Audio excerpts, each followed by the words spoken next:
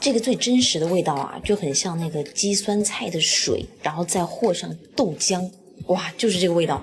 但豆汁喝了对身体好。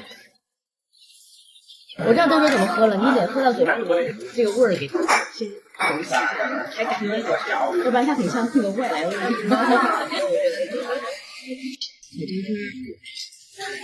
哦，这边还可以，你尝尝。